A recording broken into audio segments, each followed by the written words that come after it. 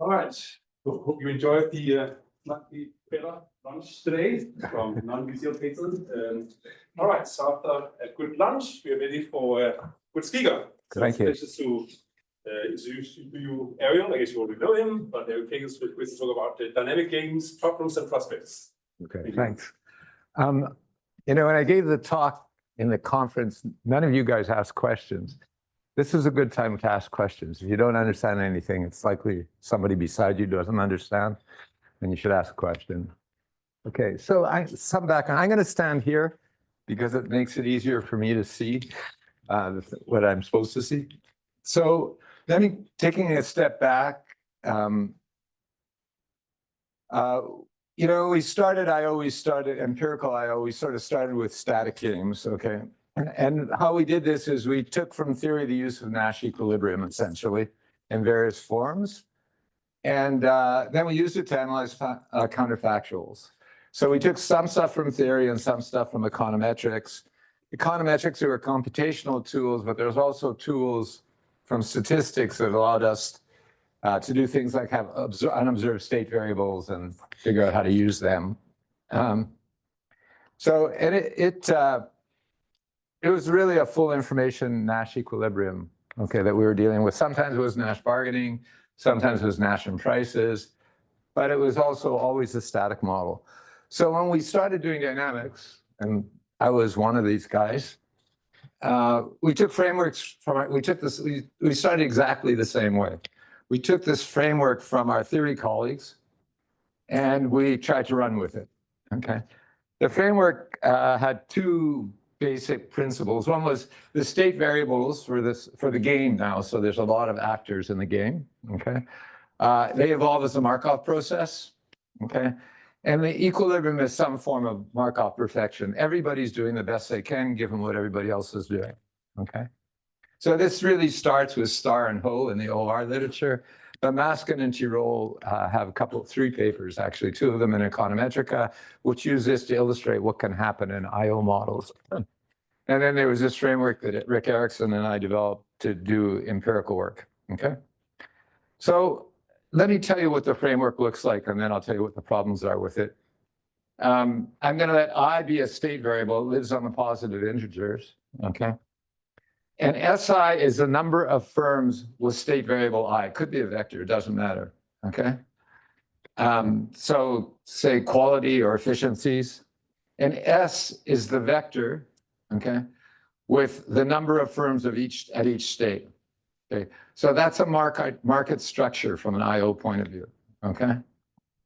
And then there's an aggregate state variable, which evolves exogenously. So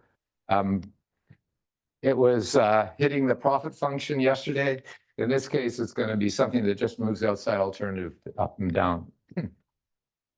And so you get the Bellman equation, which is VIS. So my value is a function of my state and the market structure or the market state, which is I either exit and I get phi, or I do continue, and then I get current profits and the continuation value. And the continuation value is just, I have to invest X. Maybe I should go over here. I have to invest X. And if I invest X, I get a continuation value that depends on the outcome of my investment process. Okay? So tomorrow's state is I prime S prime. Okay? I have to have a probability distribution of I prime S prime given IS where I am today and where the market is today, and the amount I invest, okay? And then peak C is just the distribution of the exogenous outside alternative that's moving around, okay? So the way we wrote it initially, at least, and then things change later, but the easiest way is the distribution of I prime, so that's my state, and I'm going to assume that my profits are monotone in my state, okay? The distribution of I prime depends on I yesterday, because it's Markov, and then the control X and the outside alternative evolution. Okay, so, and it's stochastically, it's a family of distributions. It's stochastically increasing in where I was yesterday and in the amount I invest. Okay. So I'm going to do, I've snuck in a restriction here, which says my investment only affects the evolution of my state. So what theorists call this is a capital accumulation game. That's not necessary. So the paper by John Asker, myself, and Chaim and Rand generalizes it. But if you think of, it's not obvious, okay? So if you think of an auction, you're bidding into an auction, okay? And, if it's a timber auction, you have a lot of timber that you get to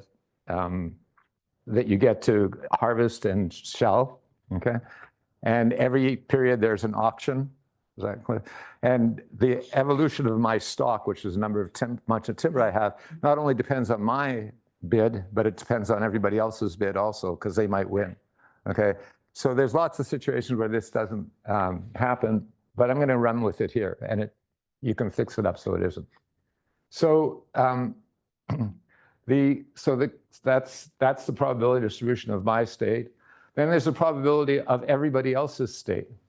Okay, so that's S minus EI. What's S? S is the whole market structure. I take out my own. EI is just a vector which has 1 on the I spot and 0 everywhere else. Okay, and that object is my perception of where my competitors will be next period. Okay, that's the equilibrium object. Okay, that's what we're going to have to solve for. Okay, and I already said that PI is increasing. Okay, good. Okay, there's many possible entry models. The easiest one is you pay XE, which is greater than the sell-off value. Okay, otherwise you'd get these chattering things. Okay, you pay XE, you enter 1 period later at some random state with a probability distribution, and you only enter if the expected discounted value of future net cash flow is greater than the cost of entry. Okay, that's the simplest one. You can do anything you like with this. It won't change anything. Okay. So what's an equilibrium in this model? This is called Markov perfect. Okay, an equilibrium is every agent chooses optimal policies given its perceptions of what. So to make a decision, I need a perception of my continuation value. Okay, I need a perception of what will happen as a result of my decision. Okay. Those perceptions depend on what everybody else is going to do. Okay, I don't know that. It's a simultaneous move game. So I have a perception on what everybody else is going to do, and that's my cue. Okay, so I'm going to choose my optimal thing given those perceptions. Okay, and then in equilibrium, and this is what's going to change as we go over, these perceptions are consistent with the behavior of other agents. So that's just the definition of Markov perfect equilibrium. Okay, those two conditions, if they're satisfied, you're in Markov perfect equilibrium. They have to be satisfied everywhere in the Markov perfect stuff. Okay, so Doroselsky and Satterthwaite proved the existence of this. And, Rick and I had conditions where there's a finite set of possible states. So your omega won't get too high. If it gets too high, you stop investing and don't go ahead. Okay, and if it gets too low, you exit. So there's going to be a finite number of states. And if too many firms enter, then the expected discounted value of future net cash flow for the next guy is less than the cost of entry. And that's just going to do that. Okay, and then it generates what's called a homogeneous Markov chain. Okay, so the probability that ST plus 1 given equals something, S prime. So S super T for me is the history of all the T's. Okay, and sub T is the current state. Okay, so that just says I don't need to keep track of the whole history. All I really need is the current state. That's what makes it Markov. Okay, and that Markov transition in the model that I'm going to the models I'm going to deal with, it's homogeneous. It doesn't have a T index. Is that clear? Okay. It's also, Rick and I give conditions where this generates a Markov process with a recurrent class. Okay, so recurrent class are just points that are visited all the time. So if you get into the recurrent class and you're playing optimal policies, you stay in the recurrent class with probability 1. Okay, so just think of it. There's a small industry. Okay, so you'll never have too many firms in it because it just can't do it. If you have a big market, you'll have many firms in it, okay? But when you go, you know, some of them will die eventually, okay? But eventually you'll never get to a place with very small number of firms, because before you get there, there'll be entry because the demand is such that there's entry, okay? So that's just saying there's only a certain amount of states, which will depend on the primitives of the problem, okay? Which you can stay on in any lasting way, okay? It's just the economics of the problem determine that, and it just depends on the profit function, essentially. Okay, good. So what happens is, I'm not going to do too many details, okay? I mean, you could spend a lot of time on the stochastic, you know, the characteristics of Markov processes, but we're economists, so I'm not going to spend a hell of a lot of time on it. What happens here is, in this Markov process, these guys move around. So it's the whole state that moves around, the whole vector. The Markov structure changes from period to period. It's not an invariant, it's not one thing you converge to. Okay, you converge to a stochastic process on this set. Okay, and there's a limiting set of probabilities that are called the invariant measure on that set. Okay? Okay. Yeah. Points in the recurrent class. It's a set of points. Is that okay? That is the recurrent. Yeah, that's the definite. I'm defining that as the recurrent class. Okay. So what are the complexity issues here, and why did it sort of stop us? Okay. It requires agents to access a lot of information. So we're dealing with we're not, you know, the big advantage of the mask and Tirol articles is they assume away everything and get very cute results. Okay. So, and they're very telling, you know, you can get, you know, pink demand curves, and you can get wars of attrition and everything. It's amazing what you can get. Okay. So I'm not trying to poo-poo it, but if you took these assumptions to the data, you would never, it's just silly. You would never describe anything. Okay.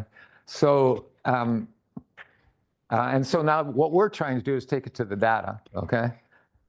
So if you think of you've got an industry, so I was talking about pharmaceuticals, there's 30 or 40 products in each pharmaceutical, in each market, okay?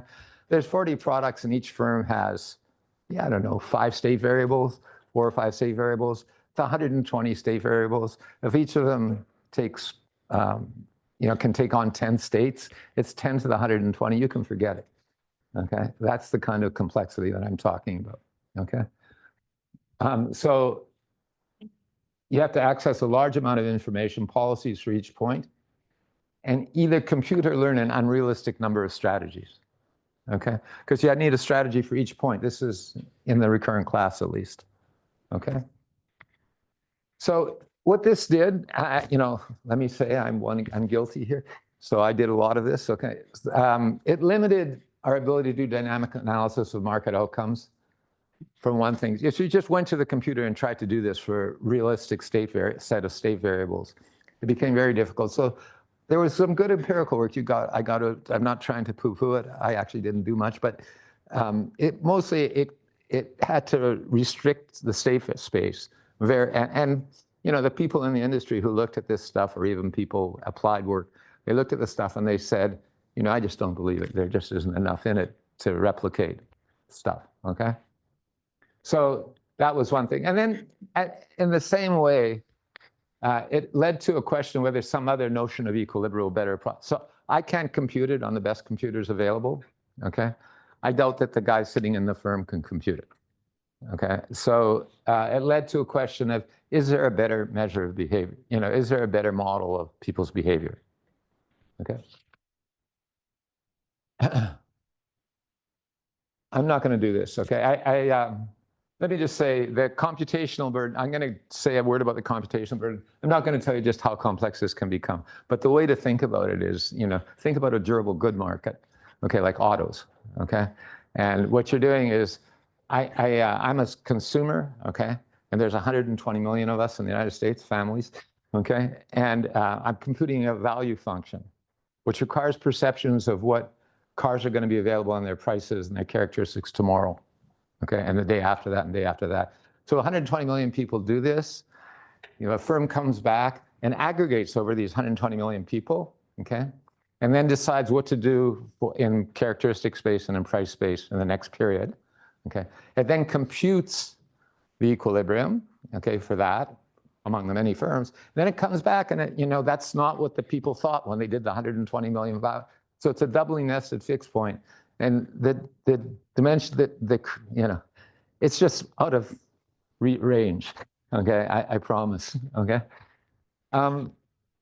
But let me tell you how a standard iterative tool will work, because you'll need to know that to go further, okay?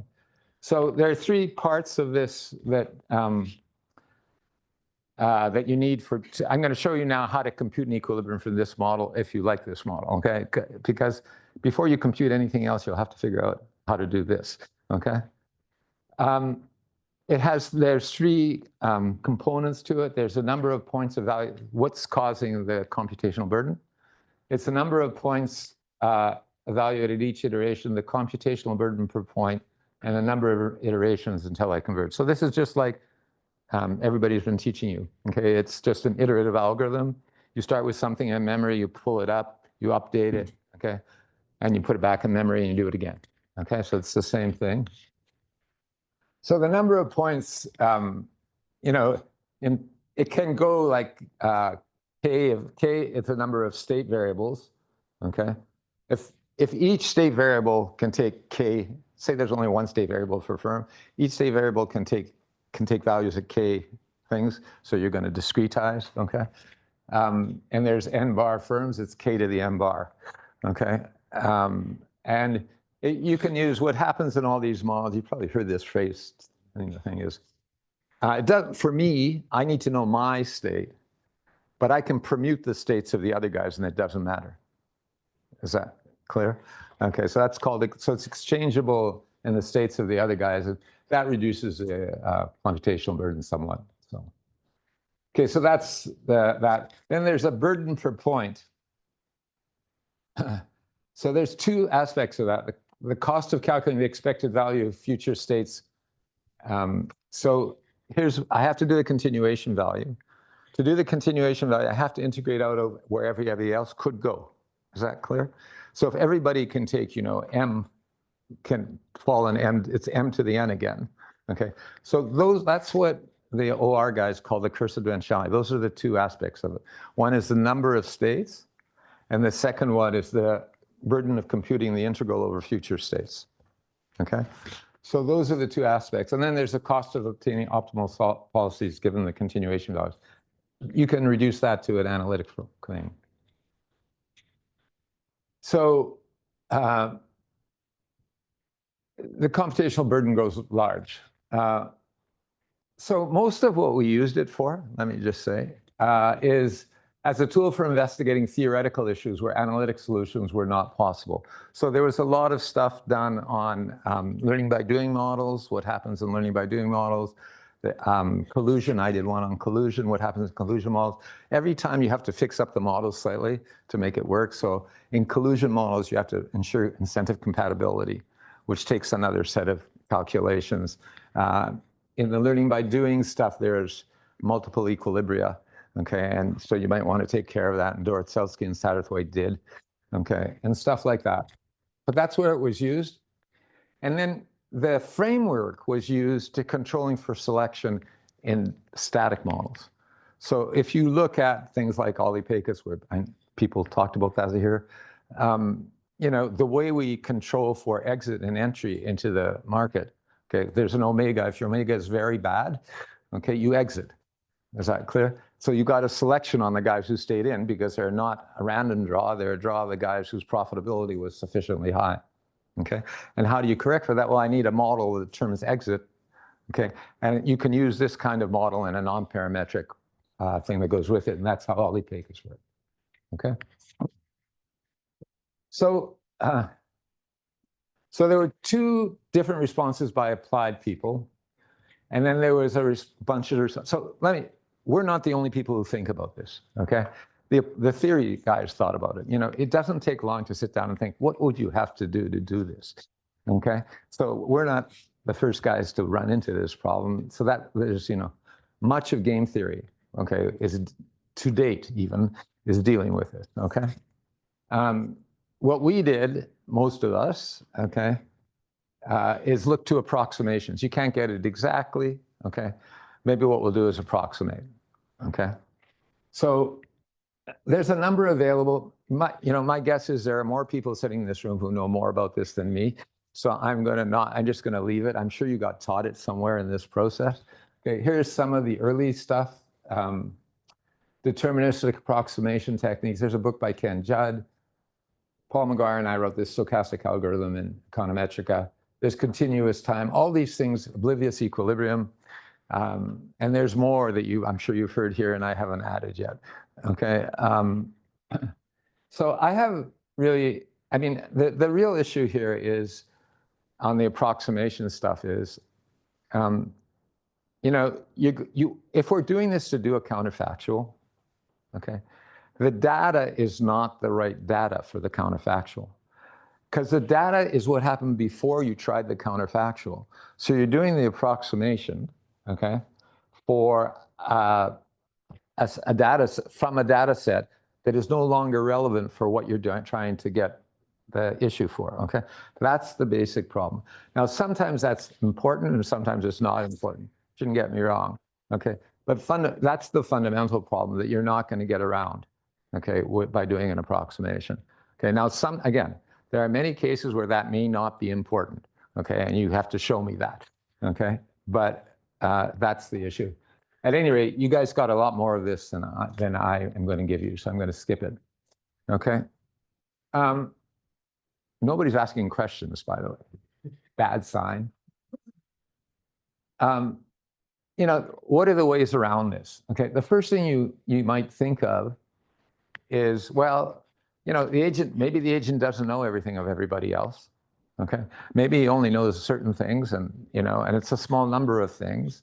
And so, for my value function, all I need to know is those things and compute policies for the states that those things can land on. Okay, conditional on what I know about everybody else.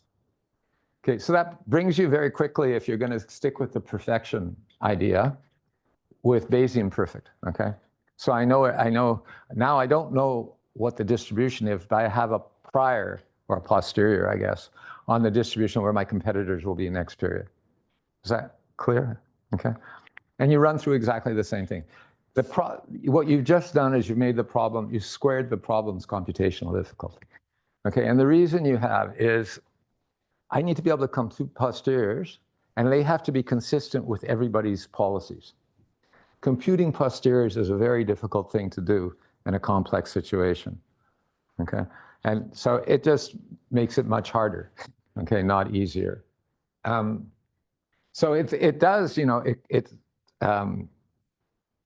sort of smallens or makes less the number of points issue, at least for each individual, okay? But the computation per point goes up dramatically. Okay. There is a question, okay, of whether agents can learn the optimal policy, and I'm going to come back to this below. This is really an open question in many ways, and I'll come back to it, okay? It's probably the most important question that hasn't been, that's sort of open in many ways. Yeah.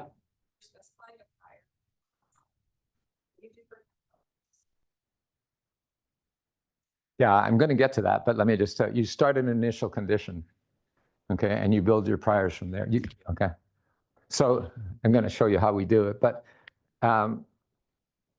essentially what you do, okay, and I'm trying to think of, that's a good question, actually.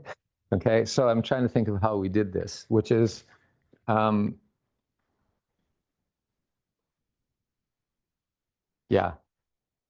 you'd have to engage in a learning theory, and I haven't done that, okay?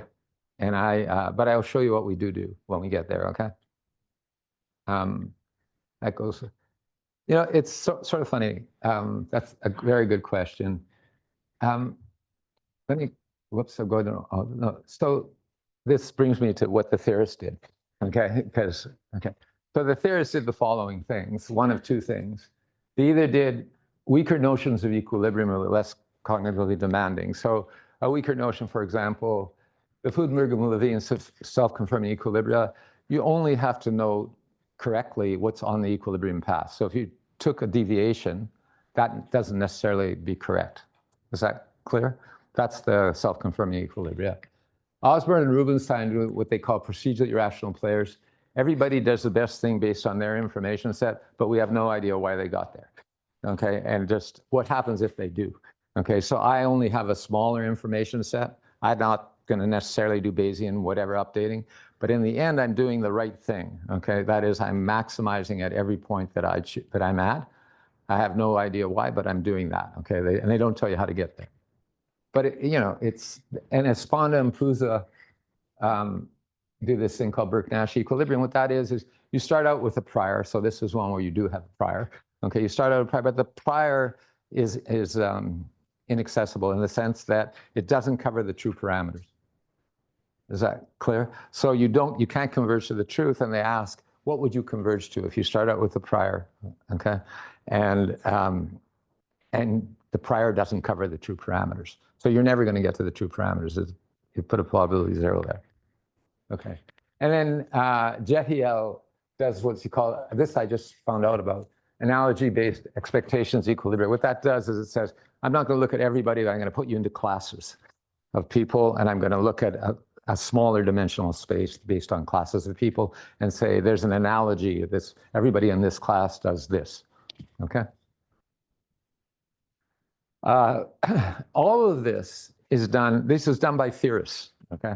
So the ideas we're going to take, but what they did, and actually the empirical work that's been done on learning is also like this.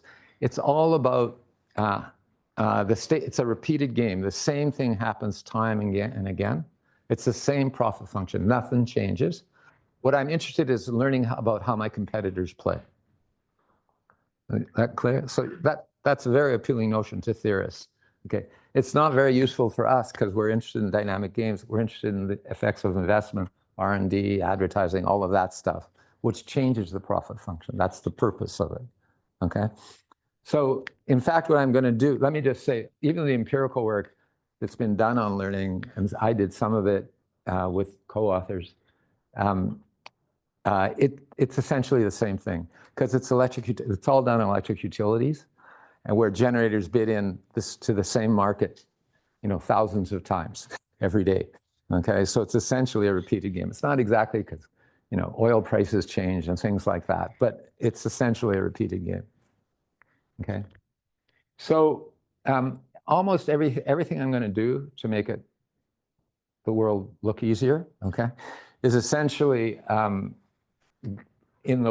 ideas are in the conceptual ideas are there in one of these papers, okay. The difference is we're going to allow for state variables or investments to change the state variables in the profit function of the system. And as a result of doing that, different issues arise. Okay? And I'm going to show you what those issues are. Okay. Yeah. So what is like the active argument, right? So there are different ways that player would learn the equilibrium strategy. For example, the market selection, right? People have different rules, and only the ones that have better rules will survive. They are the ones who go bankrupt, right? So there are no explicit learning, but it's like more selections. So I'm going to show you, and I've done some of this. Okay, you're going to the learning stuff again. Just all the questions end up being about learning, and there's a good reason for that. We know nothing. We know very little about it. Okay, but that's one way. He's telling you different ways of learning. Okay, let me come back to that. But the basic issue with the learning algorithms that we currently have, okay, I'm going a little bit off base now, is that they take too long. Okay, much longer than a firm would ever think of using. There's something missing. We're not approximating firm behavior well enough. I'm going to show you a learning algorithm. Okay, but that's the basic issue, and it's the same with mine as it is with Eddie's. Okay. Like Eddie said, if you meet every day, or 10 times a day, then it would converge. So there's this literature on pricing algorithms. Okay, so we took one of the firms, and we asked how long it would take to converge, for one product. Okay, the answer was 5 years. Okay, there is no firm in the world that's going to leave an unmonitored price for 5 years. It's just not going to happen. Okay. So, and similar things will happen here. I mean, you know, I can go, and that's true, by the way, if you go, you can go offline, okay, and play the game offline, get to the equilibrium, you know, everybody gets to a different equilibrium, okay, and then play the game starting from the equilibrium thing, and it'll still take you 3 or 4 years to converge, okay, at the periodicity. Somebody, no? Okay. So, you know, I'm a little bit, I didn't tell you how to compute things. Maybe I did later on. I don't know. I hope I put that in somewhere. Okay, anyway, I'll teach you at least one way of computing things. Okay, so the premise that I'm going to go with is the complexity of Markov perfection both limits our ability to do dynamic analysis of market outcomes and leads to a question of whether some other notion of equilibrium will better approximate agents' behavior. Okay. So what assumptions might we relax? So there are 2 assumptions underneath this. Yeah, shoot.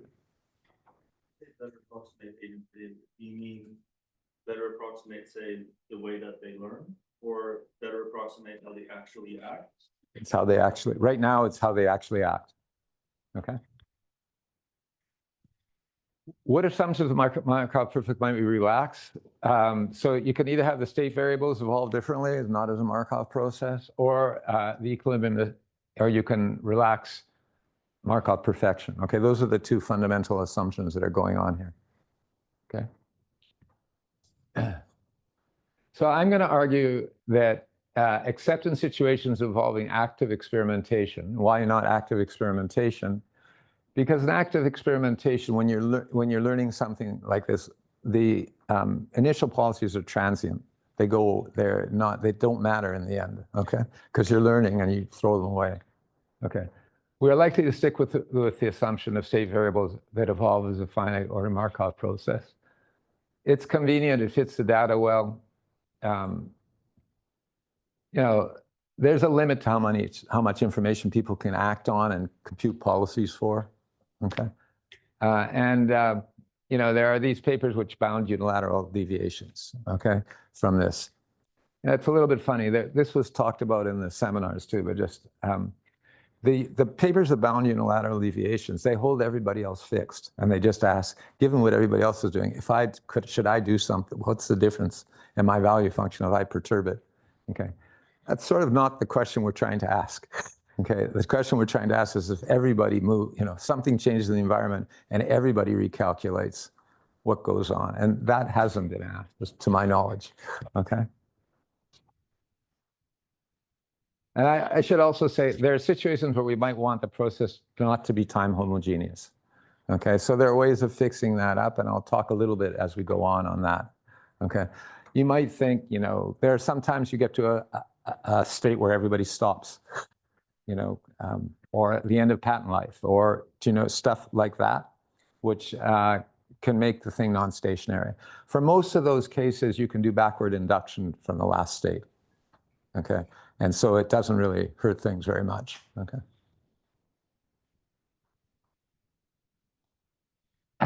I'm going to say that Markov perfect framework becomes unwieldy when we confronted by the complexity of real world. So it raises these 2. So I'm not going to hang on. I'm going to hang off to Markov, but not Bayesian perfect. Okay. The complexity issue implies that agents have access to and contain a large amount of information, all state variables, and either can compute or learn an unrealistic number of strategies. Okay. So how demanding is this? I already told you about the variable good example. So I'm going to abandon perfection in a dynamic game. Let me say the Erickson Pakes paper and my class notes have how you calculate the Markov perfect equilibrium, which I guess I've omitted here. Okay, if you want them, just send me an email. I just sent it to somebody this morning who wanted it. Okay, and I'll just send it to you. Okay, so it looks like I didn't put it in here. Okay, so I'm going to look for strategies that are rest points to a dynamical system. So that's like a Nash set of assumptions, okay? Everybody's doing the best they can, given what everybody else is doing, okay? If we weren't at a rest point, somebody would have an incentive to deviate and change its policies. So it's a natural thing to look at, okay, if we're looking for an equilibrium, Okay, and this is why Nash is important. Okay, essentially. But the question is, what kind of rest point? Okay, what's in the rest point? And even after I get to that, there's a question of how firms learn equilibrium policies. So I said that already, but I just want to, we don't believe firms. So, you've just changed the environment. You really don't believe that instantaneously everybody goes to the new equilibrium. I mean, nobody believes that. Okay, so there's an issue there, and then there's a multiplicity issue. Okay, so Markov perfect equilibrium are not necessarily unique, and typically are not unique, and Bayesian perfect have even more reasons to be not unique. And the one I'm going to tell you has even more reasons than that for being not unique. And I'll tell you a little bit about ways around it. Okay. So what conditions can we assume for the rest point at states that are visited repeatedly? So I'm going to assume two things. I'm going to assume agents perceive they are doing the best they can, okay, at each of these points. So they reach a point and they're going to be trying to maximize. Okay. Now, okay. The perceptions don't need to be consistent everywhere with outcomes, okay? But they are at least consistent with what they observe, okay? So what I do, so my perceptions of the future are going to determine what I do, okay? Each person, each actor in the game, perceptions of the future. In order to make a decision, I have to have a perception of the value that I'm going to get from the decision, okay? And they're going to try and maximize that. That's the assumption, okay? Okay. Those perceptions are got to be consistent with what they've observed in the past. Is that clear? So if I hit a point, if I'm in equilibrium and I visited a point many, many times, I can figure out the distribution of profits from my actions. Okay? Is that clear? Because you just see them in the data. There's a distribution of the profits that came out of the data, and I can figure out what the best thing to do is. Okay?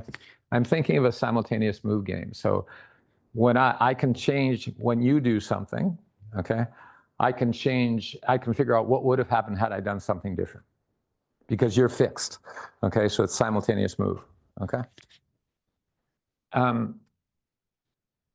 It might be reasonable to assume more than this, and I'll explore assuming more than this as we go on. This seems reasonably weak as assumptions go. Okay, so this is going to be the model, okay? And now we're going to do some algebra. I'm going to let the information set of firm I in period T be denoted by JIT, okay? So I'm going to let JIT contain both public and private information. You could let it contain, information that 2 guys have and 3 guys don't. It's just, you just be adding a variable here, okay? So JIT is CT omega IT. What does that mean, information set? You cannot make a policy that isn't a function of what you know. Is that clear? So, or it's measurable if you like. So it's just CT and omega IT that I can make my policy as a function of. And that's true for everybody, but everybody has a different omega IT. Okay? Shoot. So like in a pricing game, it would be fair to say that the firm maybe tracks like aggregate prices as public information, and then, they're not tracking maybe the prices of all competing firms. So I think in a pricing game, either you see the prices afterwards. So I guess there are 2 questions. Let's take a static pricing game because dynamic ones are more difficult, okay? So take a static pricing game. I think the typical thing you would see, either you would see all the prices or you would see aggregate quantities, okay? So that would be the state variable in the system. You might see all the prices, okay? Okay. Somebody else? Just to understand, this public signal or stated information is basically macro shocks or macro information, but not individual specific or region specific. It could be, there could be a trade union or somebody who sets out, this is aggregate demand, or tells you the distribution of outcomes, of outputs of various firms, okay? Whatever, it doesn't have to be one thing, it can be a vector. Okay, and it just depends what's important for the problem at hand. Again, this is something I say to my class 30 times when they get bored. You're never going to get the world exactly. Okay, the world is just far too complicated for that. Okay, the only question really going into any of this is, can you do better than other people trying to do this? Okay, People are going to make policies about mergers, about tariffs, about tax policy, okay? They're going to make them on the basis of something, okay? And the only real question is, can you do a better job than they do? Okay? So, you know, yeah. You should really keep that in mind. Otherwise, this whole thing looks ridiculous. Okay, I mean, because, okay, good. Okay, so now the Markov process is J1T to JNTT. NT is the number of firms operating at T, okay? So there's a Markov process on that big vector, everybody's information sets, but I only know my own vector, my own information set, and I only do policies for my own information set. Is that clear? As analyzing it, I need to keep track of all of them. Is that clear? Okay. But the agents actually only have to do, okay, good. I'm going to say policies are MIT, they live in M, and they have to be a function DIT. They can't be a function of anything that I don't know. Okay. I'm going to assume that number M is finite and that it's a simple capital accumulation game. In the paper I gave in the conference, it was a continuous variable and a discrete variable. There was exit and entry, and there was investment advertising. But just to make it easy, let me do this, okay? And it's going to be a capital accumulation game. I explained that before. That is the distribution of my omega tomorrow, my private information tomorrow, given my control today and my competitor's control today, only depends on my control today. Okay? Again, that's not necessary, but it makes it easy. And the public information, it's used to predict competitor behavior and common demand and cost conditions. Okay, so it's just any signal will go into that. Okay, and a Bayesian sort of thing. Okay, so the state of the system is this vector of information sets. You can make assumptions so it's finite. The number of points in it are finite. So any set of policies will generate a Markov process. Any Markov process on a finite state space will enter a recurrent class and stay there. This is just algebra, math. Again, this sounds, you know, ephemeral, but really it's just a function of the nature of the profit function, the nature of the cost function. Okay, and you can work through, and once you start doing this, you'll realize that there is only one recurrent, you know, that you got to stay in a recurrent class, and there are things that you just can't reach. You know, it doesn't make any economic sense to go out there or somewhere else. Okay, that's all that's going on. So again, agents don't need to keep track of all, okay? Okay, so the agent's perception of the expected discounted value of future net cash flow. So I have JIT in my memory, okay? And I'm going to make a decision on M, okay? So I have to have an expected discounted value of future net cash flow condition on each M, because that's how I'm going to choose, okay? And so that's what I'm going to call W. Okay, that's a number. It tells me how much I expect to gain from that. And I also need an expected profit. So these are continuation values, and these are expected profits. So what do our assumptions imply? Each agent chooses an action which maximizes its perception of the expected discounted value, okay? And then for those states that are visited repeatedly, and I'm going to say repeatedly means the recurrent class, so they're hit infinitely often, okay?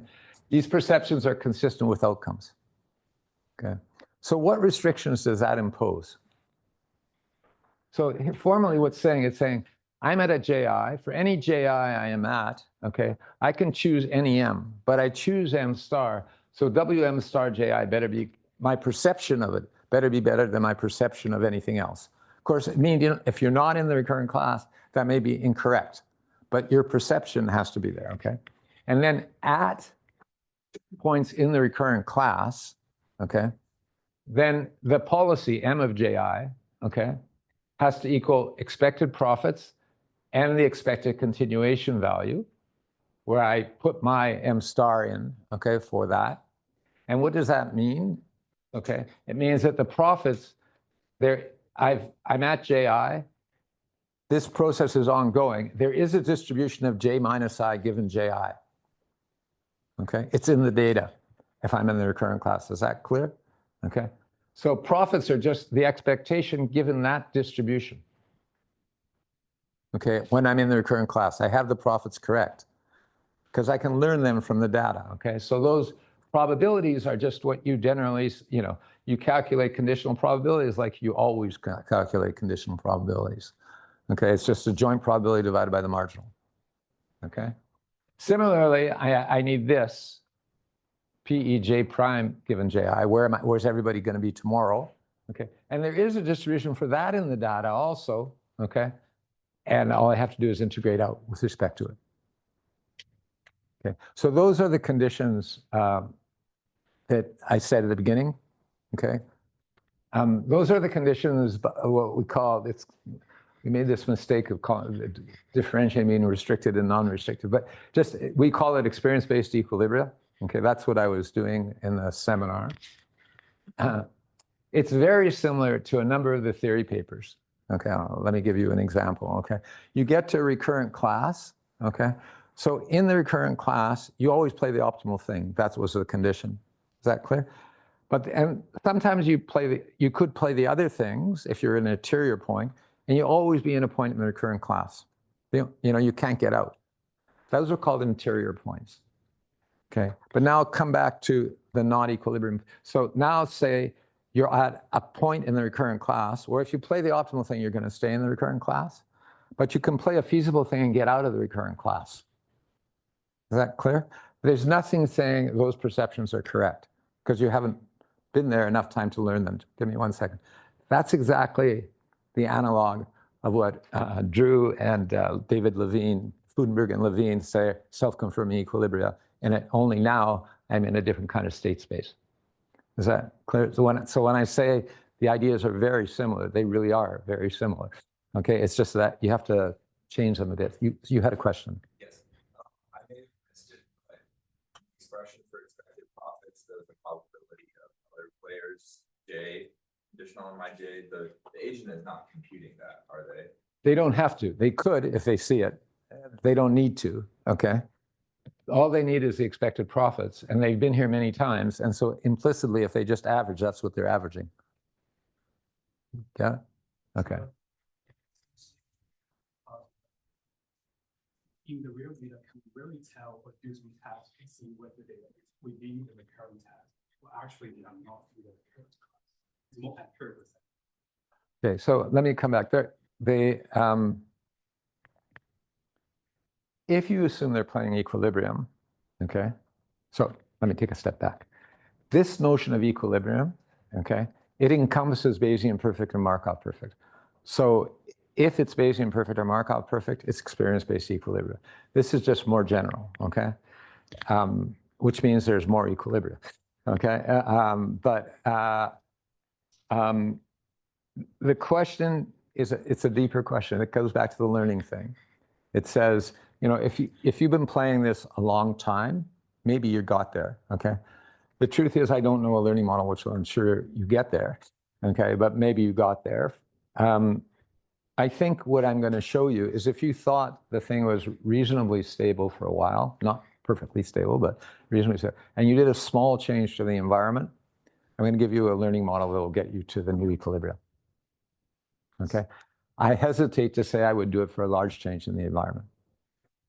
Thinking periodically ongoing short time. So we are not quite sure whether we are always within that kind of recurrent class. Yeah. They're on the path to the recurrent. Yeah, but just think of, so again, okay, I go back to my relief and all of this, or my, basically, it's, you're never going to get it quite right. So just, but let me just say, this is how all I/O works, right? It says, you're going to change something, you're going to look for a new pricing equilibrium in a merger. They're assuming you're at the new equilibrium. That's where you're going to be. That's how they calculate it, okay? When you do dynamic single agent stuff, you change something, you compute a new value function, you assume the guy's going exactly to the optimal thing right afterwards. Okay? Now, I'm not saying that's right or right, okay? But I'm saying that's where the profession is at. And, I honor, at least for the antitrust issues where I've been a bit involved once in a while, okay, we do a lot better than what's been there before, okay? And everybody knows that. The only issue is it takes us a long time to get it done, okay? That bothers them, but not the fact that we're, people listen to us when we can do it, okay? So I don't know any other answer to your question. I firmly, and I've said this 3 times now, I firmly believe that learning theory is really missing in all of this. Okay. But you got to do what we know. Okay. So anyway, these are the conditions of experience-based equilibria. I'm going to consider 2 computational algorithms. The first is a learning algorithm, okay? So it does embody learning, okay? It's like, again, it's likely most useful for small perturbations. Okay, I got to admit, okay, I'm not going to try and say any more than that. The second doesn't have the advantages of a learning rule, but it gets you directly to the rest point, okay? And it's very quick to compute, okay? So if you just were worrying about the equilibrium and the counterfactual and comparing it to the equilibrium and the factual, okay, this will get you there quickly, okay? Okay, the learning algorithm, I think, is more instructive in many ways. Okay, this is what's called an asynchronous reinforcement learning algorithm. It's really an adaptation of something called Q-learning in the machine learning literature, which happened way a long time ago, okay? So I'm going to show you how to do this on a computer. Is that clear? But it works out that this exactly the same steps, if firms repeated them, would get them to the equilibrium, okay? Or at least give them a good chance of getting to the equilibrium. There's no proof of convergence for multiple agent stuff, okay? If there's more than one equilibria, the learning algorithm will pick out one of them, okay? If you run it many times, it will pick out a distribution of them. Is that clear? Because there's going to be multiplicity in all of these models, okay? So if you just run it and it gets to an equilibrium, we have a test whether it's an equilibrium or not, okay? You're going to get to an equilibrium with an recurrent class. Is that clear? If you start somewhere else, or you feed in different random variables into the thing, you can get to a different equilibrium.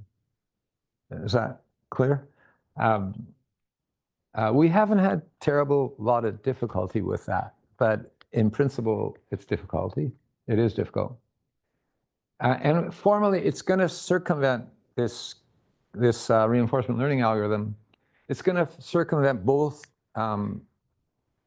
curses of dimensionality. Remember, there were 2 of them, the number of states, okay, the points in the state space, and then the integral over the future. Okay, those were the 2 sources of, okay? The problem with it is the number of iterations can be very large before you can, that's the learning part, okay?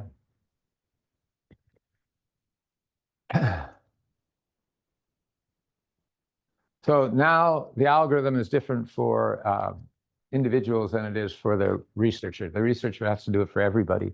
The guy playing the game only has to do it for himself, okay? Okay, it's very similar to all the algorithms you guys have learned the last few days. A location is a vector which tells me what the information sets of all the agents are. Okay, that's a location, okay? And I have objects in memory. I'm going to use the objects in memory to update the location, okay, and policies, okay? So the objects in memory, which I'm going to call super MK, are the perceived evaluations, my WK, which is my expected discounted value of future net cash flow for each M at each JI, okay? And the number of points I visit at each time, HK. Why the number of times I visit it? Because I'm going to get more precision the more times I visit it, okay? So I'm going to start somewhere, and then I'm going to update LK, WK, and HK. Okay, just like you do, single agent dynamic programming, okay? The computational burden is determined by the memory constraint and compute time. So, okay. So here's how we do it. I'm somewhere, okay? Each guy is somewhere, okay? He has his own information set, and he has his own perceptions of the value of the expected discounted value of future net cash flow, whatever choice he makes. And he chooses the optimal choice, okay? His optimal choice is an investment or something like that, okay? And there's a primitive that tells me the distribution of outcomes from your own investment. Now I'm doing capital accumulation game. Is that clear? That's the primitive I estimated offline. Okay? Okay. So what I'm going to do in the algorithm is I know I went there. I choose M star. Is that clear? And then I take a random draw from that, and I move the guy to where he's supposed to go. Okay? The random draw tells me where his eye goes. Is that clear? You also take a random draw on the aggregate thing. Okay? I do that for everybody. Okay? And that gets me to a new state, LK plus 1. Okay? So that's pretty easy. Okay? Okay, so now the question is, how do I update my perceptions? I've just done something, okay? It's given me an outcome. I want to use the outcome to update my perceptions. So there's a learning interpretation. I'm going to assume the agent observes the competitor's static control. So that would be like prices, okay? And so I can then offline. So if I see everybody else's price, I can calculate what profits I would have gotten had I set different prices. Okay, certain things are going to be done offline. The profit function is you have to do a demand system and a set of costs typically. Okay, all that's offline. The transition function for omega for your investment is done offline. Okay. Okay. So I'm assuming I know those. Okay. So I need my, so what am I doing, okay? What's going on here? What's going on here is it's like I'm taking a random draw of the continuation value. Everybody moved, is that clear? By a random draw, is that clear? Okay. And then I put it together and I get a value function for next period. What's my value function for next period? It's just, you know, my omega ik given my M and my MIK. DK is the, I don't know why I use DK here. It's the aggregate state, okay? And then I say, well, look, I know where I know where JIK plus 1 is. I know where given my information set, which might contain something that you did. It may not, I don't care, okay? I see where I am now because everybody's updated. Okay, I might not know, or I might know what they have, whatever it is, it's in JIK plus 1. I have a value for JIK plus 1 for every M, okay, in memory. Is that right? So I can take this as I can take that value and put my maximum M for the state I got to. Is that clear? In here, and calculate a continuation value. Everybody get that? That's the learning part. Okay. Again, let me try again. Okay. You just saw how I hope everybody understood how I updated what everybody does. Okay. I learned something from that. Okay. And seeing I learned something from that, I want to update my value of my profits at this state. Okay. And my value of my continuation value at this state. How am I going to do that? I want to do that. So before I go to exactly how I do it, notice that, that I can write the value function at k plus 1 as just this. Okay. And what I'm telling you is that this is like saying that the random draws I got on anybody, okay, what do I really want to do? I want to integrate this out over all JIK plus 1 and all MIK, okay? That will give me the true value function. Okay, so this is like one random draw on that value function. Everybody see that? Okay, so how do you update? Well, you could just do an average. Okay, you could take, say I hit this thing HKJIK times, okay? So now I give 1 over HJIK to this value that this one random draw. And, you know, HK minus 1 over HK times the old value. And that's just taking an average. That is exactly what you do when you're taking an average. So the OR guys don't write it that way. Okay, the way they write it is this way, but it's exactly the same thing. You can rewrite it like this. The way I update my estimate of my WK, I'm coming back to you, I promise. Okay, as I just take, the difference is just 1 over HJIK, the value function minus my perception of that value when I started. Okay. Yes, has everybody got this? And then I'll get to you, I promise. Okay. It's just all you're doing is you're taking an average. I had a value in memory. I got a new value, and I'm going to average the two. Now, I'll tell you why that's not the efficient way of doing it now. Okay, go ahead.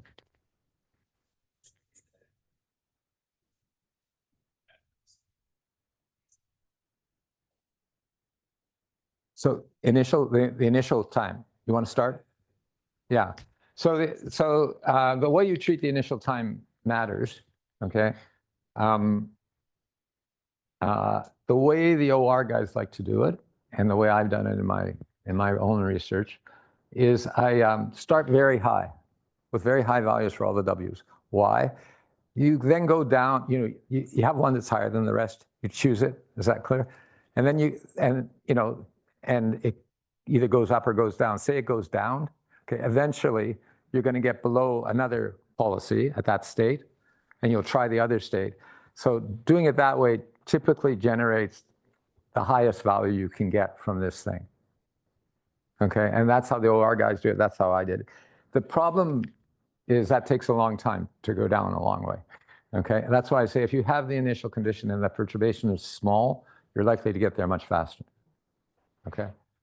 Let me just say you shouldn't do it this way, even though it's right. I mean, there's a famous article by Robbins and Monroe. How many have heard of the Robbins and Monroe article? How to do a stochastic algorithm. Good. Ariel, one person. It's a 1956 article. It's the prettiest article I've ever seen in my life. It just tells you how to do an integral from random draws. If you can't integrate it, just take random draws and you integrate it. It's the simplest thing you ever saw. If you actually go to the literature on this stuff, it will take you days to get through the books.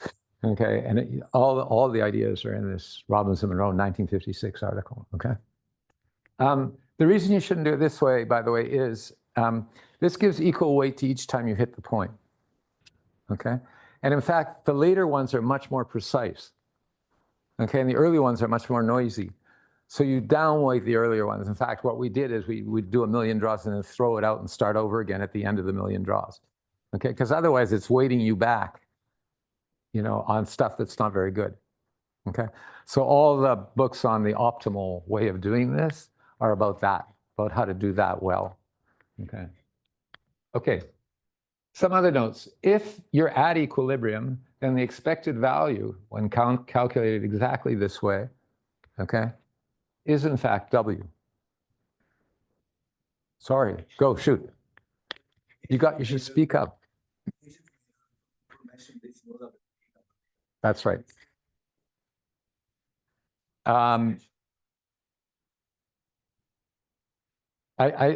Let me just say, if I knew how they were doing it, I would try and mimic it. Okay. I think that's what happens. Okay. So when I say, it takes too longer than I expected to take firms, it's because they're using information I don't have. Okay. The problem, a lot of the problems are, there are very many states, and I don't know how when I find information on one state, it helps me update the other states. So here, each state is separate. I update each state separately. If you knew more about, what was going on and how, the demand shift would affect another state, you could use it. And there's been, there's some work among the computational guys on this, because it's what happens in reinforcement learning. This model, by the way, a single agent version of this model is what people call Q learning. Okay, it's exactly the same. The only difference is now I'm putting many people in it, okay? Putting many people in it does generate more problems, but so there's stuff in the Q learning literature about how to speed up stuff too, okay? So is this an estimation method or is this supposed to be computing right now? Well, I mean, you can think of it, I would be happy if you went to a problem and said, and you showed that this approximated what firms are actually doing. I think what would happen is what, I don't know your name, was saying, okay, that you'd be much slower than the firm, okay, for the reasons I just said, okay? Again, just coming back, from our point of view, for most of, you're going from one equilibrium to another, okay, and you don't know stuff in the middle, okay? This is one way of trying to get to the stuff in the middle. I'm not saying it's the best way. So, but it is true that agents,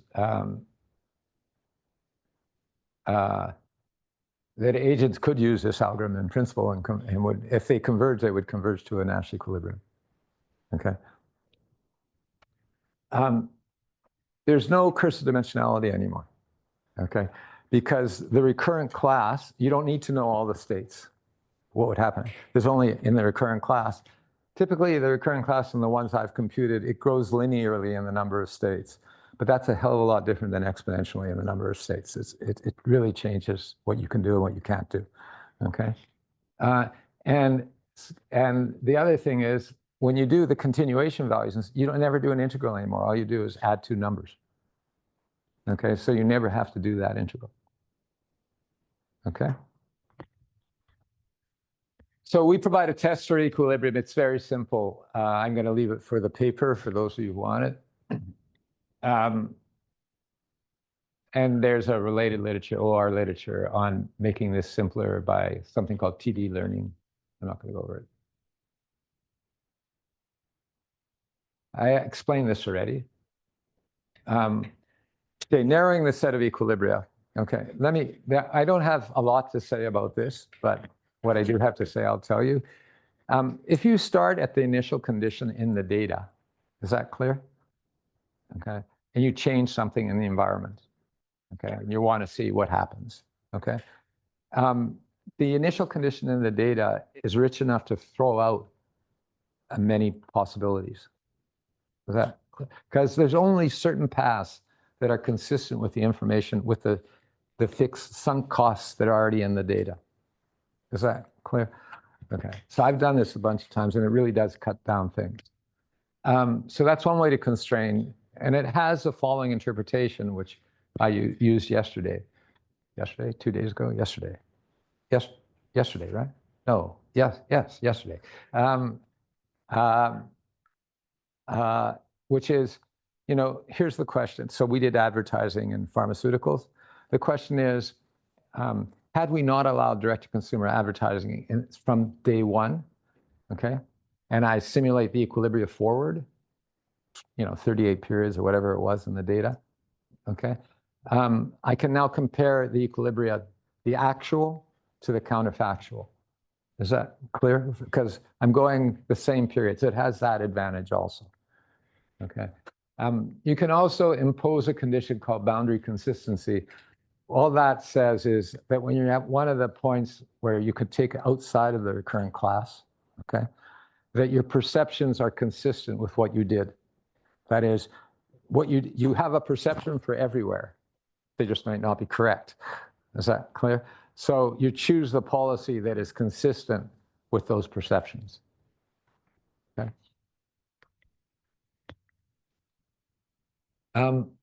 This is boundary consistency. How long do I go? How long do I have? 2 more minutes. Oh, I do have time. Okay. So this is how boundary consistency works. So Bji given W is a set of actions at a Ji in the recurrent class, which could generate outcomes which are not in the recurrent class. Okay, so these are the problematic states. Okay. Then the extra condition is boundary consistent. It just says Wm star given Ji has got to be greater than any other M I could use at those states. Let me say, the way you test these things, so I'm going to say a word. I didn't say anything on testing. I do want to get to empirical. The way you test it seems very simple. You have a set of policies in the data that you just computed, and you think they're equilibrium policies. You want to, so you stop the algorithm. It's an iterative algorithm. Stop it somewhere and do a test. How do you do a test? You just simulate out sample paths, okay, many times, okay, and you can, for a given point, you can get the mean and the variance of the sample paths from that point. Is that clear? Okay. The mean and the variance tells you what the mean square error is. Is that clear? I can then compare W, the W from the computation to these simulated values, take account of the variance, take out the variance. Is that clear? And you're left with just the bias squared. That's the way the tests work. They're very quick. And so you see, if you want a bias square that's, 4 significant digits, you stop at when it's 4 significant digits. Is that clear? You want a 10 significant, you stop at 10 significant digits. Is that clear what you do? So you have the W's. They're supposed to be the expected discounted value of future net cash flow. Is that clear? If I know the policies, and I do if I computed equilibrium, I can simulate the expected discounted value of future net cash flows. Okay? I'll not only get a mean, but I'll get a variance if I do it repeatedly from a given point. Is that clear? Okay. So I can subtract from the difference between W, okay, the square, and it's this standard thing. Bias equals mean squared plus variance. Okay, bias squared plus variance equals the difference between the W, the estimated W from the policy, and the simulated value.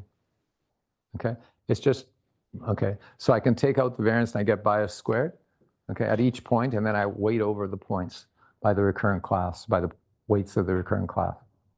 That's how the test goes. It's really quite simple. I mean, you can see the paper. It's all in the first one, Pakes paper. Okay, so now that's fine. That's the theory. And the question is, I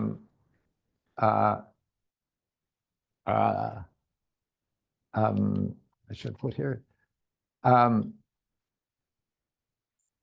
do I go to data? So the thing about the theory is it's totally silent on what its information sets are.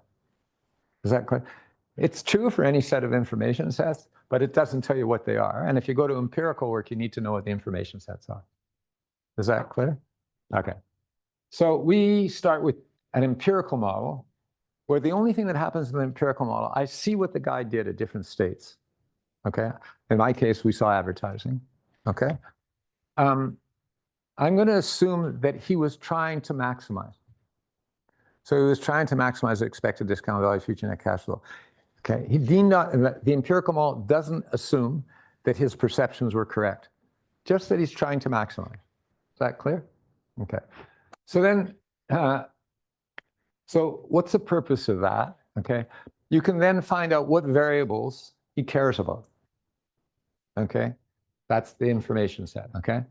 Now, there's going to be stuff that he cares about and you don't see because it's not in your data. Okay, so to accommodate that, I need to have a serially correlated unobservable for each control.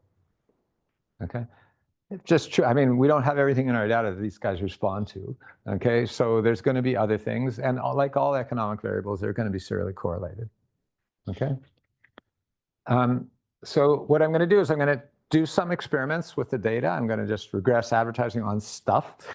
Okay, and then I'm going to see, what mattered.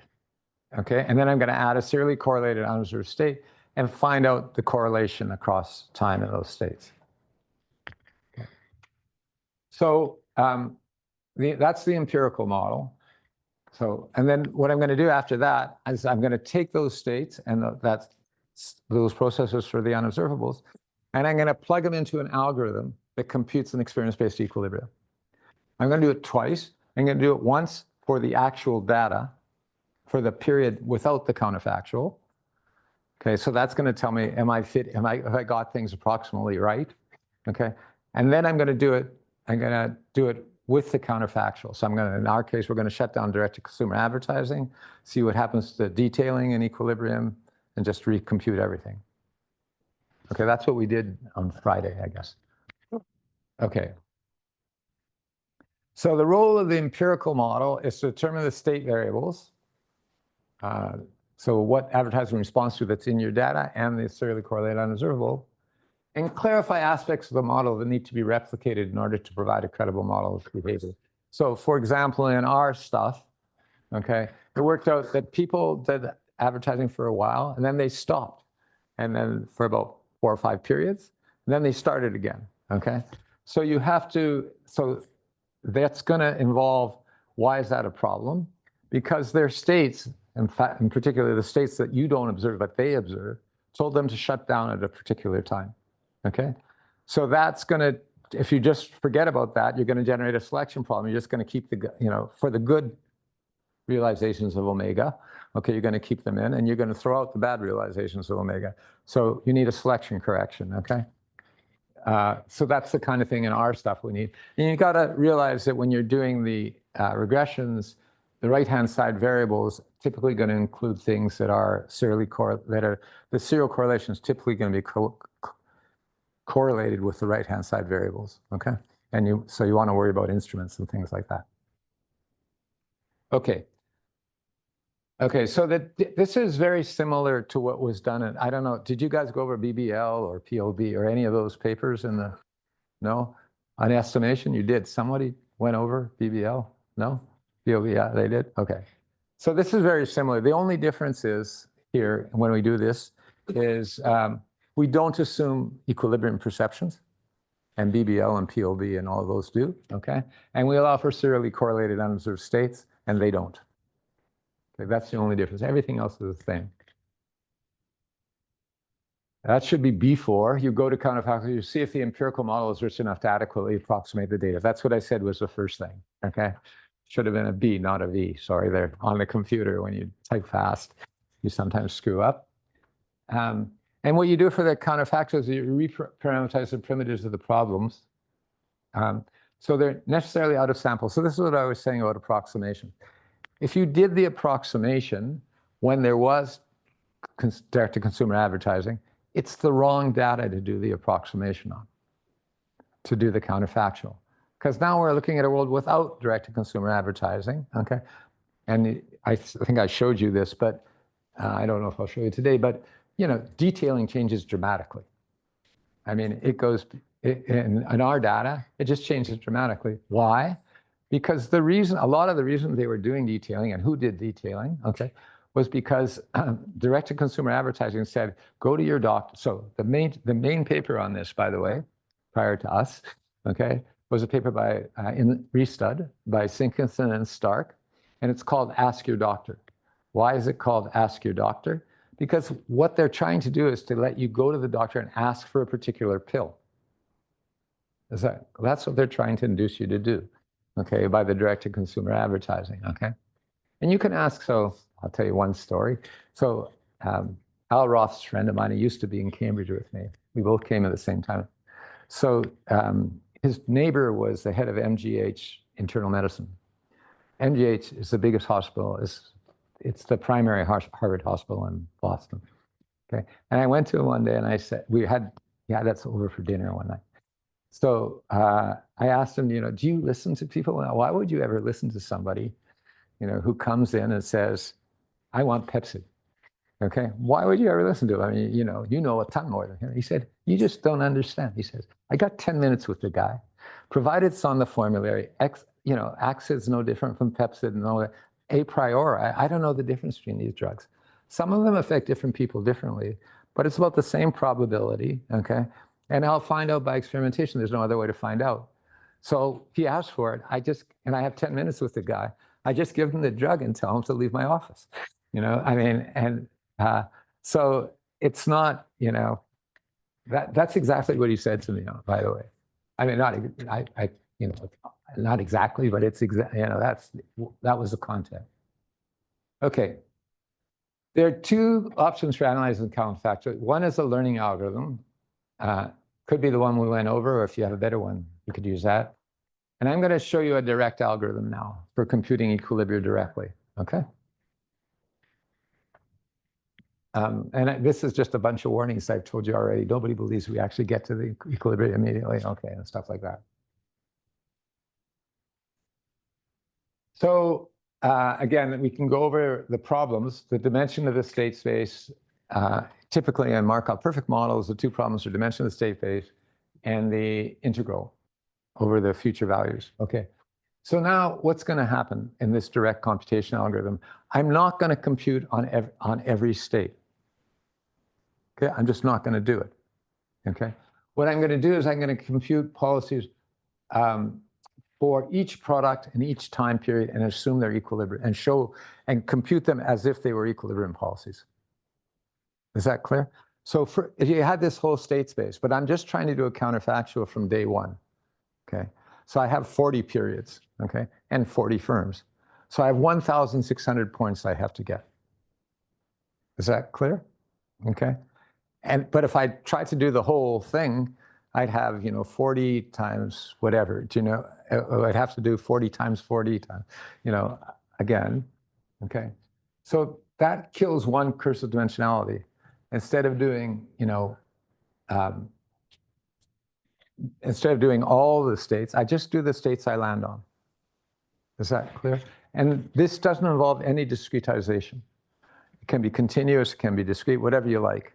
Okay, I'm just, whatever the points are I land on, those are the points I'm going to compute it at. Okay. And then I still have to do the continuation values at each of these points. Okay. So instead of doing, computing, the integral every period, I'm going to just use simulation, just like we did in the stochastic algorithm. Okay. So I'm just going to average simulated sequences. So, I get somewhere, okay? I simulate, I do a whole sequence, I do this 100 times, okay? So it's 100 times 12 times 40, that's easy for a computer to do, okay? And I'm going to average them, and that will be my continuation value. That will be the continuation value. And I'm going to compute an equilibrium for that process. Okay. So the algorithm starts at an initial point in the data, and it assumes that each point visited is in the recurrent class of a boundary consistent equilibrium. Okay, so I'm just going to assume that. Okay, I'm going to reach a point, I'm going to assume it's, okay, I'm going to compute, I'm going to show you it's an equilibrium, okay, and I'm going to, I'm going to show you that if it is a recurrent class, in the recurrent class, it's going to be an equilibrium point. Okay. I don't know why, I think I must have sent you the wrong thing, but, oh.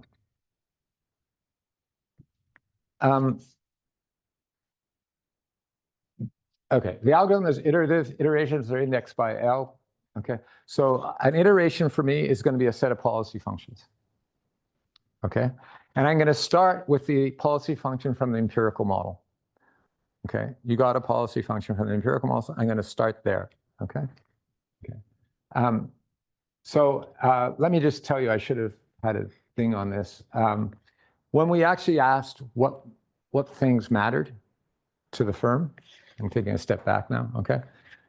That what mattered made total sense, okay? I think I said this yesterday, but the thing that mattered the most was the derivative of the profit function with respect to the control, advertising, okay?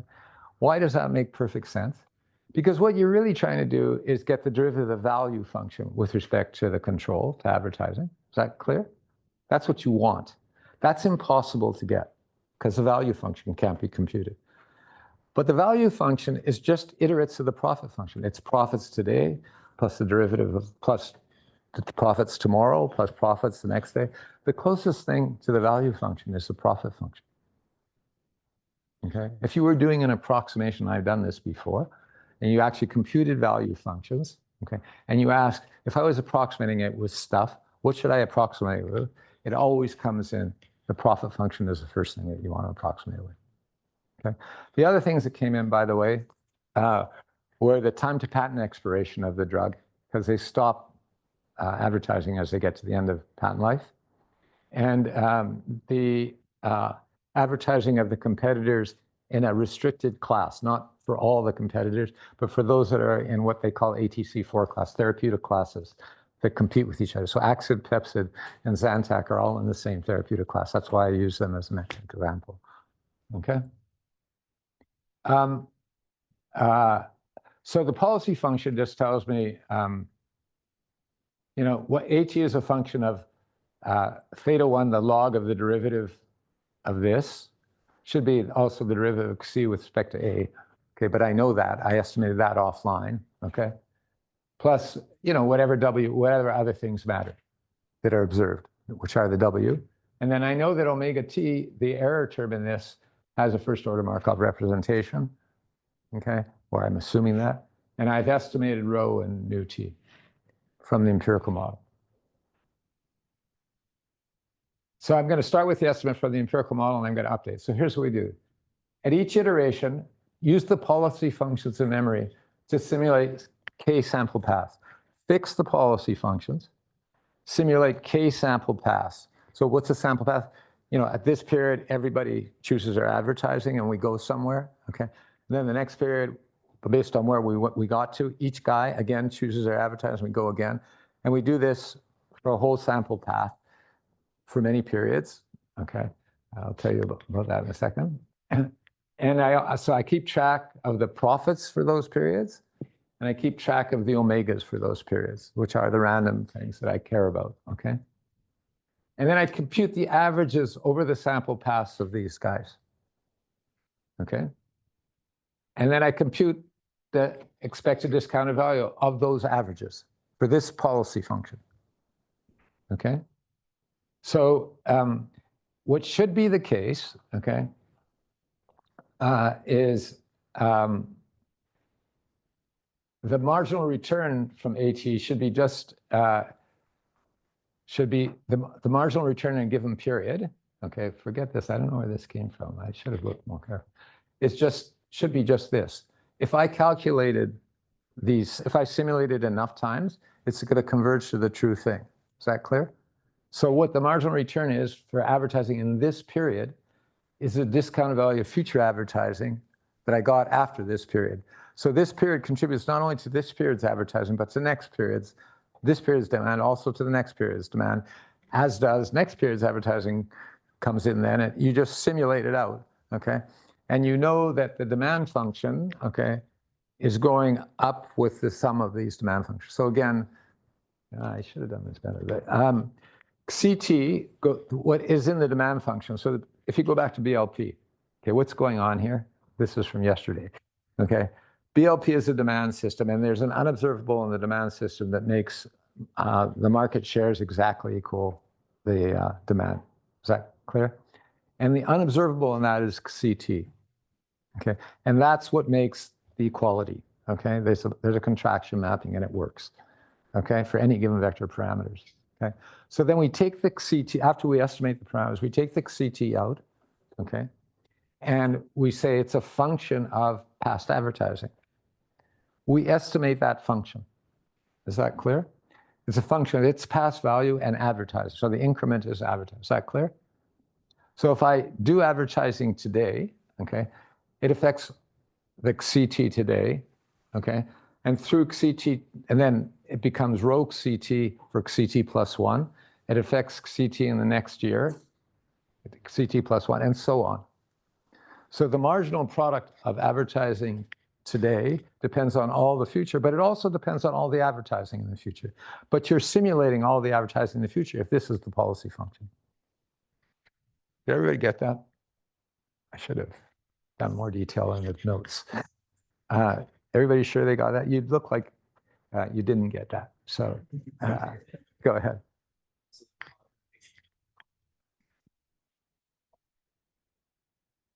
I can't hear you.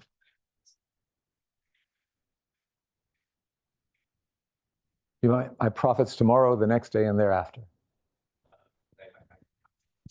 This is the marginal return of the last out. The left-hand side of this is the marginal return of the last bit of advertising.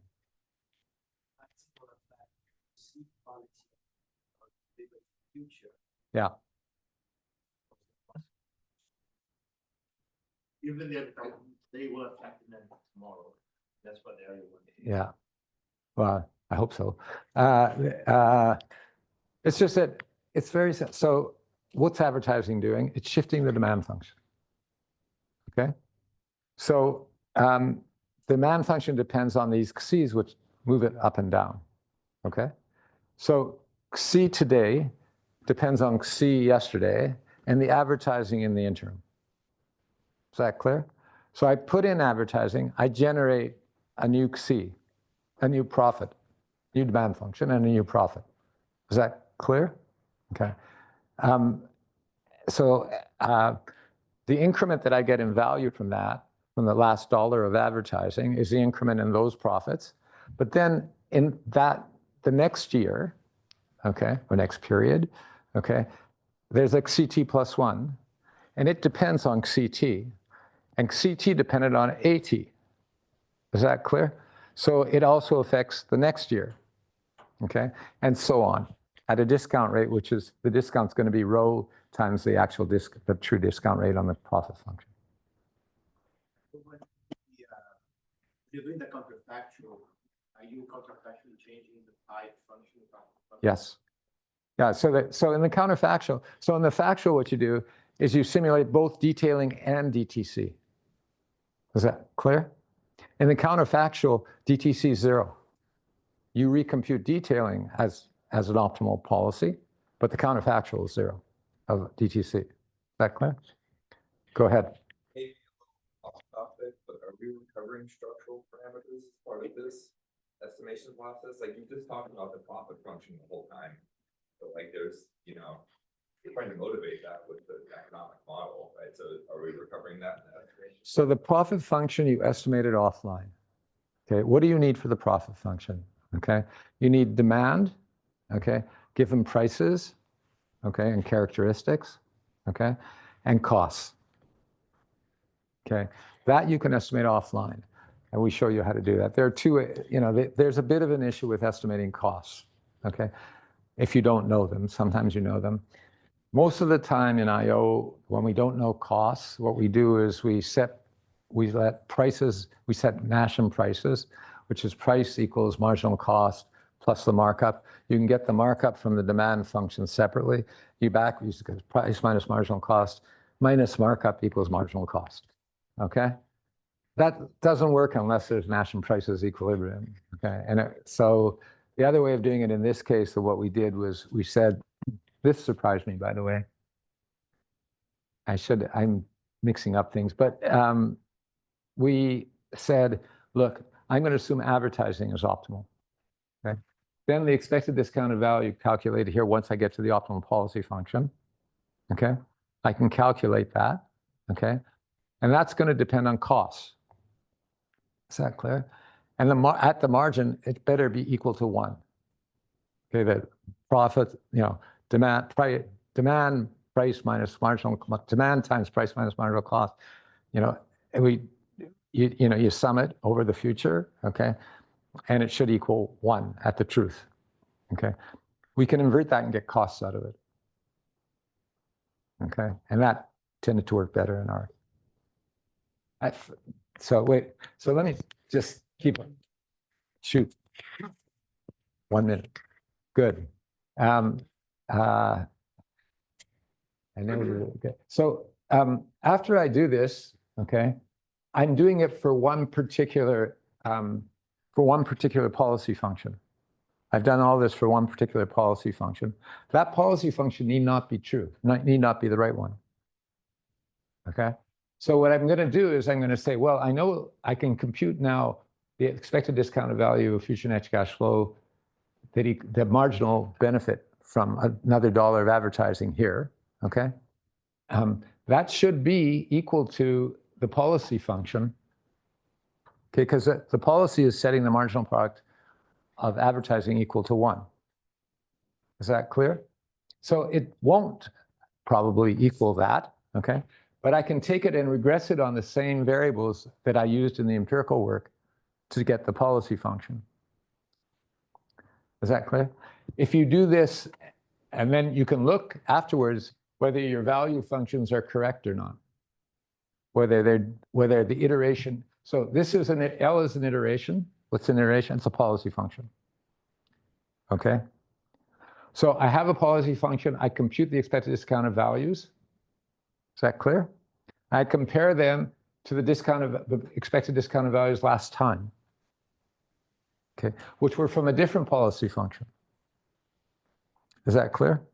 When the policy function, when this thing equals 0, or the mean square error of it, when it's 0, okay, you're at an equilibrium. That go by too fast? I only had a minute. It's pretty simple, right? What happens, at least you can read it, but what happens, and I'll quit it with this. What happens is you start with a policy function, okay? With that policy function, you can simulate expected discounted value of future net cash flows. Is that clear? And you can simulate the marginal expected discounted value of future net cash flow. Okay. What we know is that in equilibrium, okay, that marginal expected discounted value of future net cash flow is the policy function. Okay. What you compute as the marginal the expected discounted value, the marginal expected discounted value of future net cash flow typically will not equal what you started with, which was the value function. So you regress it on that, on the stuff that it's supposed to be a function of, and you start again with a new policy function. Okay? And you iterate until you get to convergence. That's how we did what I showed you yesterday. We did it once with DTC and once without. Go ahead. Just a small question. You don't feel like holes, okay? Maybe I'm a little bit stupid, but I think for me it will be helpful if I can say some codes to you. So maybe we should do that. We haven't done it yet. Okay. Partly, let me say, when you actually go to a particular problem, so in our case, it became more complicated because firms stopped and started their advertising. Okay. And there was an issue of endogeneity. So if you think of this thing, right, it's if I put omega on the right-hand side, which is where it was before, omega is going to be correlated with profits. That's why I moved it over to the left-hand side. Okay. So you have to worry about detail. Okay. But we can do that. We can try and do that. I have to convince my co-author who does all the computing to do it. But and he won't like you ever again. But that's it. Yeah, we will probably. Yeah, at that stage, we'll be happy to just get published, right? Yeah. Okay, thank you.